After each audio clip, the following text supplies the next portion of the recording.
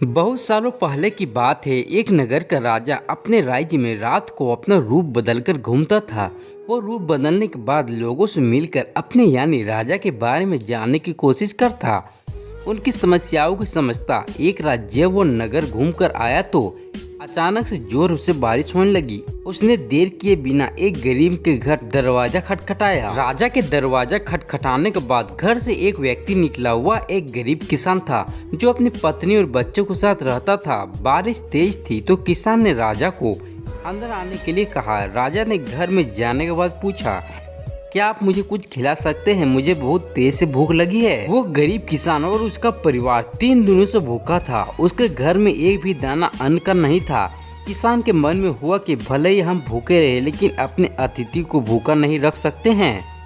अब किसान के ये सोच कर बेचैन हो गया कि अपने अतिथि का पेट कैसे भरा जाए। तभी उसने घर के सामने वाली दुकान से चावल चुराने की तकरीबन सोची। उसने सिर्फ अतिथि के लिए 2 मुट्ठी चावल लिया और उसे पकाकर राजा को खिला दिया। तब तक बारिश रुक गई और राजा अपने घर भी चला गया था। दूसरे दिन दुकानदार का मालिक अनाज की चोरी की शिकायत लेकर राजा के पास पहुंचा। राजा ने दुकान के मालिक और उस गरीब किसान को अपनी सभा में प्रस्तुत होने का आदेश दिया।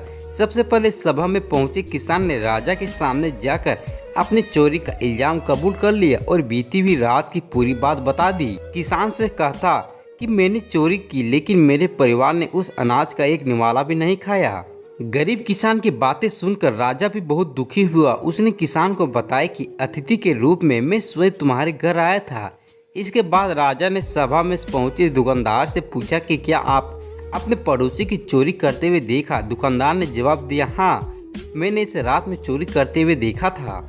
दुकानदार की बात सुनने के बाद राजा कहता है कि इस चोरी के लिए मैं पहले जिम्मेदार हूँ और फिर दूसरा तुम हो, क्योंकि तुमने अपने पड़ोसी का अनाज की चोरी करते हुए देखा मगर कभी उसके भूखे परिवार को नहीं देखा।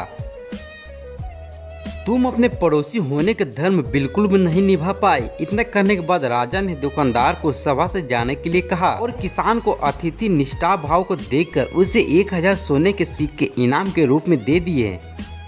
इस कहानी से हमें यह सीख मिलती है कि अगर कोई आसपास रहने वाली मुसीबत में है तो हमें उसकी मदद करनी चाहिए।